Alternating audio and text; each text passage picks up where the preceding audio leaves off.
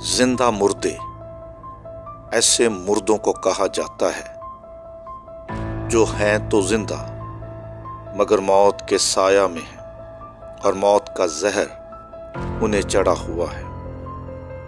इसलिए खुदावंद का कलाम बेईमानों को और बद किरदारों को मुर्दे कहकर पुकारता है।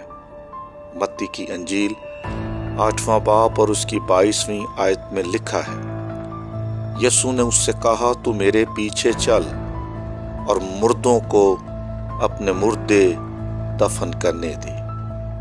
इफिसियों का खत 2 बाब और उसकी पहली आयत, और उसने तुम्हें भी जिंदा किया जब अपने कसूरों और गुनाहों के सबब से मुर्दा थे। 5वीं आयत, जब कसूरों के सबब से मुर्दा ही थे तो हमको मसीह के साथ जिंदा किया। इफिसियों 5 बाब और उसकी 14वीं आयत, ऐ सोने वाले जाग और मुर्दों में से जी उठ। रोमियो 5वां बाब और 12वीं आयत, गुनाह के सबब से मौत आई और यूं मौत सब आदमियों में फैल गई इसलिए कि सब ने गुनाह किया। मुर्दा रूहें जब तक आदमियों के बदनों में हैं उनका इलाज हो सकता है कि मौत उनमें से निकल जाए और जिंदगी आ जाए और फिर वो अब तक जिंदा रहे।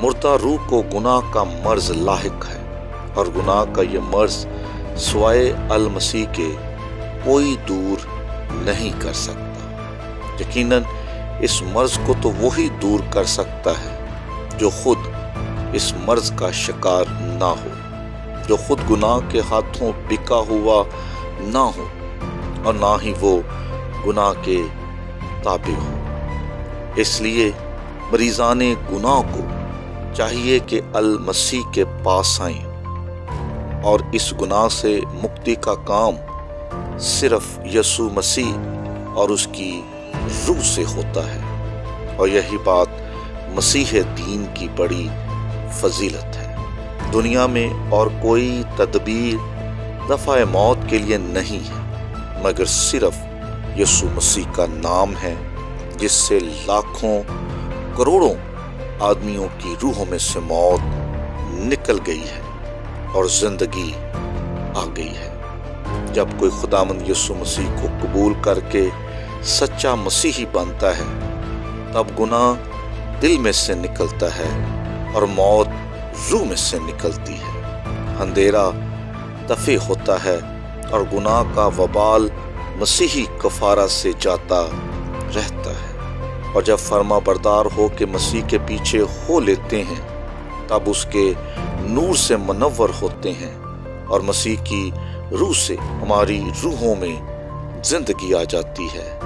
तब हम खुदा की इबादत रूह और सच्चाई से करते हैं। बस तमाम इंसानों को चाहिए कि रूहों के हकीकी मालिक अल मसीह की ताबेदारी में पहुंचें ताकि मुर्दगी से निकलकर हमेशा की जिंदगी हासिल कर सकें।